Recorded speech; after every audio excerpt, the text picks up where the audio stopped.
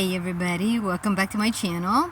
So it's Sunday and the library is only open till 5 and I really did not feel like riding my bike in the cold. It kinda dropped, the temperature dropped. And I'm in my tent, lo and behold, my tent. For those of you who aren't aware, I'm homeless right now, so I have found a spot to tent while I look for possible ways forward. Okay, so anyways, I'm going to go ahead and talk to you guys from here.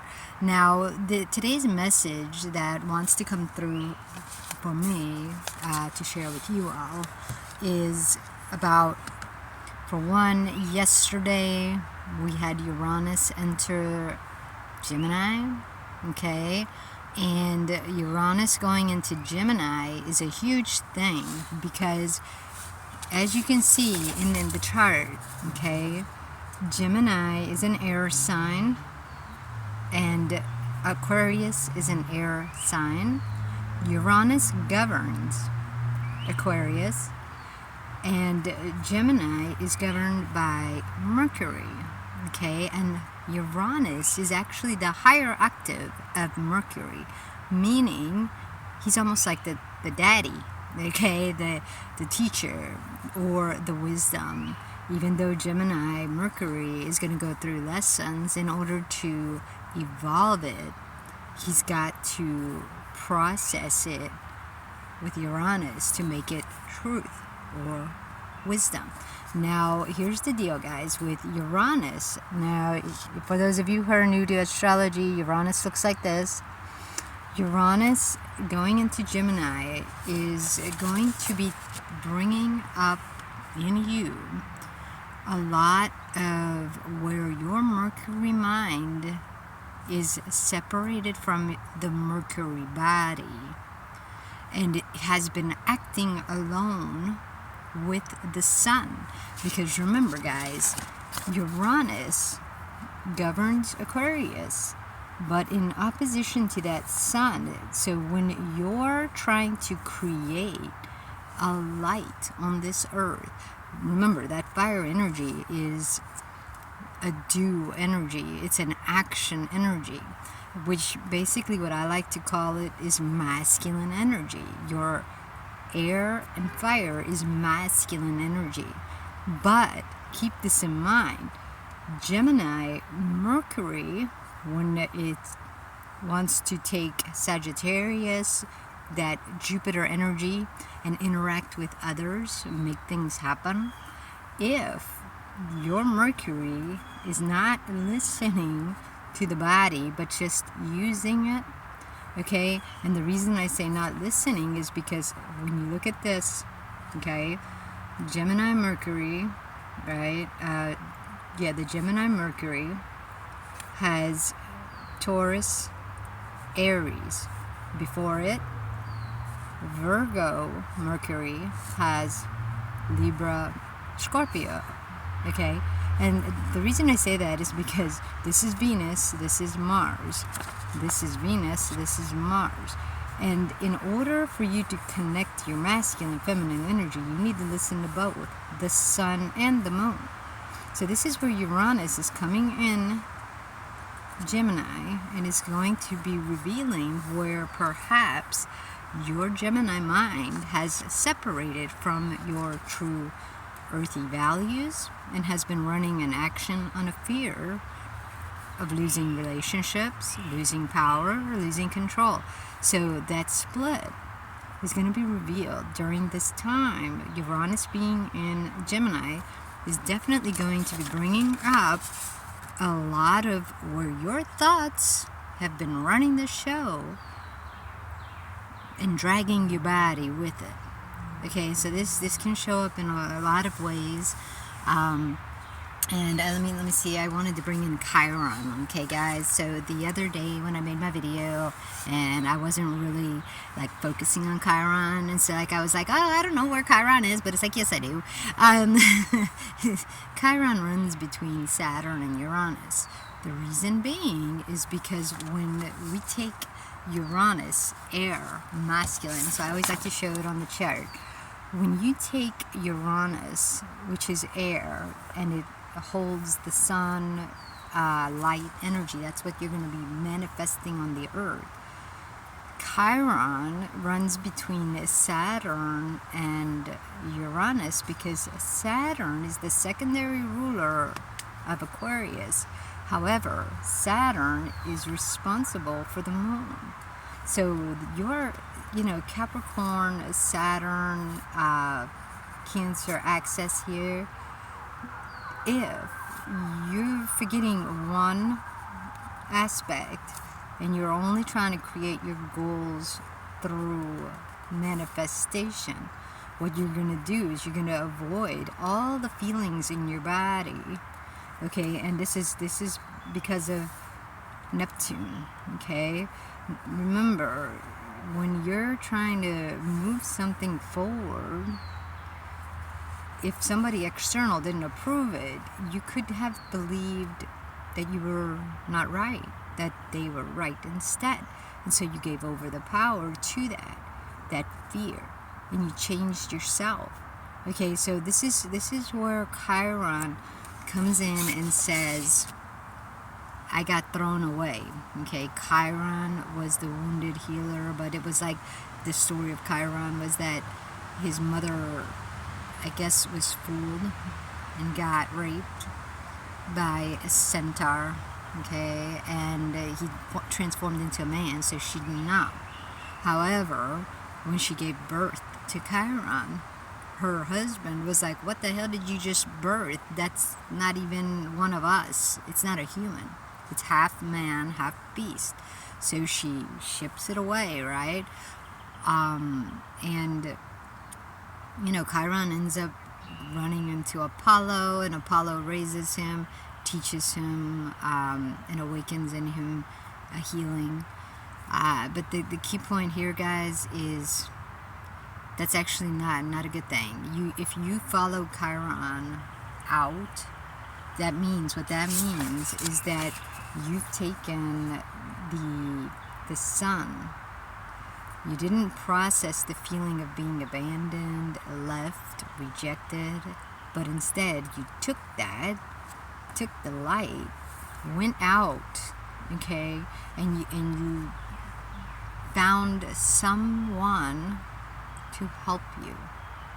And this is a problem because now you transform because you didn't process that feeling. So instead of being the real you, you're moving forward something you have to learn. Okay, so this is very deep stuff. I personally, mythology just helps you understand energy, but the reality is that Mercury is the one that takes you out. Okay, and your body, Mercury, is intact.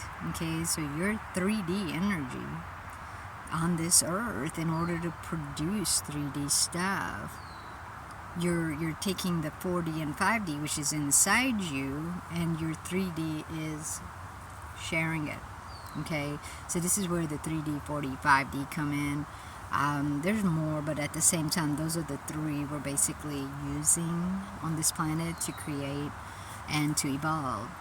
But and it's the energy of attraction and all this other stuff. So the key point in hand, let me make sure I touch base with everything I wrote down here.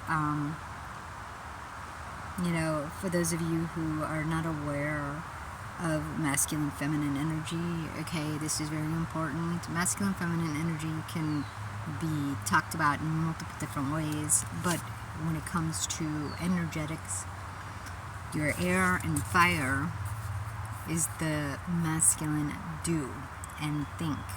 Okay, it's the thought, it's the ideas, and the feminine is the be. It is the harmony. It is who you are. You don't have to do nothing to be worthy. You just are. So that's the feminine energy. That's your earth and water. And this is why in the 3D, when we say air and fire, when we want to move out who we are, okay, we're able to perceive with that third eye, Neptune, both outside, inside. So we're capable of going out with that third eye, seeing what's going on and bringing it in and trying to make sense of it with our mind. But we cannot process it without the water in the body, which is your moon.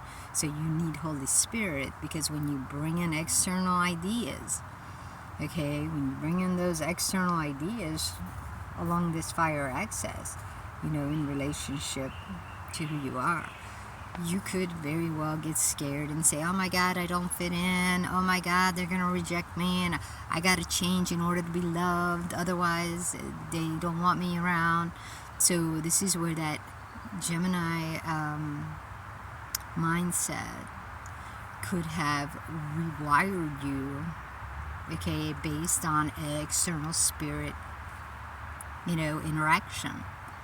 But it's trapped in your body, because the Mercury Virgo body being tied to those beliefs. Remember, Pisces is governed not only by Neptune, but secondary ruler Jupiter, meaning when you go out with your Mercury mind, out to Jupiter, Jupiter is where you're going to get your abundance of friends, money, jobs, whatever, because you're taking action on that. So reality is this: if your belief is that who you really are needs to be shushed, and you need to be something for someone else, there's going to be a separation in your energetics. You're not going to flow. And that's the feminine energy. Feminine energy is flow, but it's also harmony. So it's almost like there's no, your energy can just easily flow out and attract and then come back in the same way. It'll attract to you what you really want. But if there's a glitch in there and there's a fear, you're going to keep attracting the fears. You're going to actually create them and attract them. Okay, so you're going to create opportunities for self-sabotage because it's trapped in your body.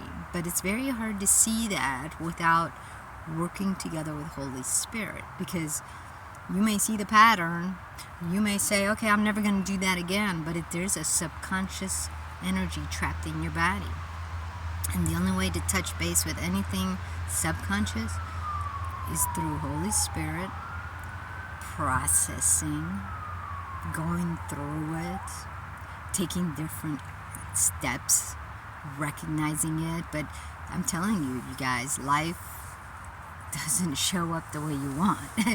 You won't catch it until it's too late.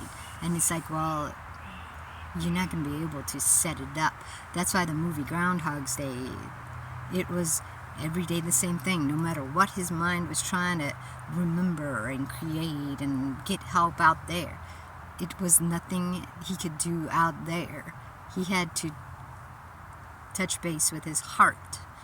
And you guys, the heart energy in your chart is always going to be the 10th, 11th, and 12th house. But that's why they say the heart is deceiving, because if your 10th house of goals is not aligned with how you truly feel at home in your body, but yet what you're manifesting or what you want to manifest, you're able to do it because you're able to use your power incorrectly.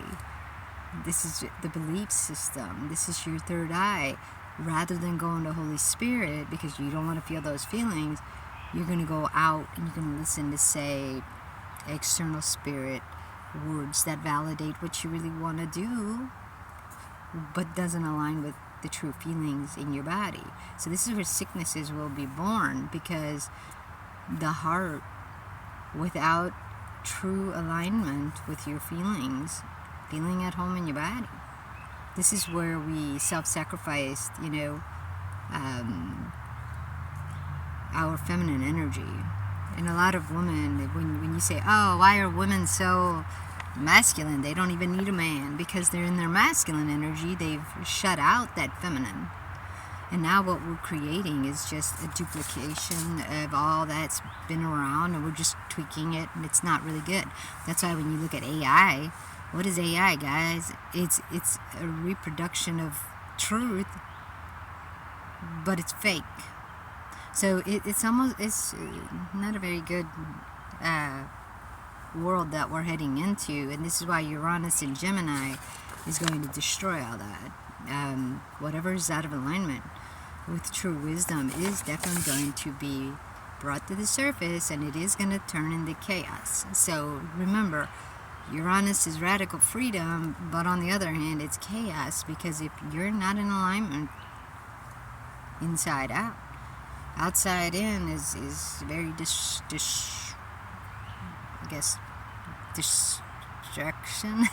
I don't like to say words like that. Okay, so that's all I have for today, guys. I just wanted to bring that up because Chiron is where you may have shut down who you are in order to be accepted, and you may have transformed yourself, but you'll recognize Chiron because when you're in a relationship and you're feeling hurt by something that a person is doing, rather than, telling them, hey, I need more from you, you're afraid to do that because you don't want to be needy. So already you're thinking of what they're going to think of you rather than your true feelings. You're afraid to express it because of this person maybe leaving you, or calling you needy, or saying you're weak. So rather than speaking your truth, you turn to Chiron and you say, let me see if I should even tell them. But yes, you always should tell them, because you should always put yourself first, because to not tell them just because they're going to think you're needy is taking yourself and putting yourself down. And the more and more you put yourself down, the deeper in the ground you go. Okay? And all those feelings are trapped in your body. And this is where we turn to manipulative tactics, shadow side, using our Pluto incorrectly. Okay? And going into the underworld. But anyways, guys, so I just wanted to bring that up because Chiron, being in that stellium, is triggering where your Mars, okay, so remember, guys, Mars governs Aries, but also the feminine Mars is in your body. So a lot of times when you're taking action, it's not really based on your true Venus values, but rather how you're going to relate and the fear that's going to arise thereof. And so this is where Chiron will make you say, do this instead so that you can get more. But reality is you didn't care about you. Okay? So remember, guys, Chiron, half man, half beast, means almost like Persephone choosing both worlds. Okay, it's a split. It's a split between masculine and feminine energy, because how you nurture yourself versus how you feel with another person. Okay, which one's going to come first? If you don't make a choice, that's Persephone. She's like, well, I'll just do both. But you can't. You can't, because when you're not tending to yourself because of what other people might think, there's an emotion that gets trapped inside you, and your earthy self starts to learn from external spirit what to do to nourish you, but it's not nourishing you. It's nourishing that trapped emotion that you want to keep both relationships. And so this is why we get sicknesses, because we're bringing in entities to survive rather than actually listening to our feelings and processing them and then just going with it. Because like I said, if you have a boyfriend or a girlfriend and you're afraid to tell them, hey, I need more from you, because they're going to leave you, so you're just going to not tell them because I don't want them to leave me, but you're not getting what you want from them anyways. Where's the logic in that? Where's the win-win situation there? There isn't. You're actually saying, I'm going to self-sacrifice myself to keep this relationship rather than my own. Okay? So that's all I have for today, guys. I will see you next time. Take it easy. Ciao.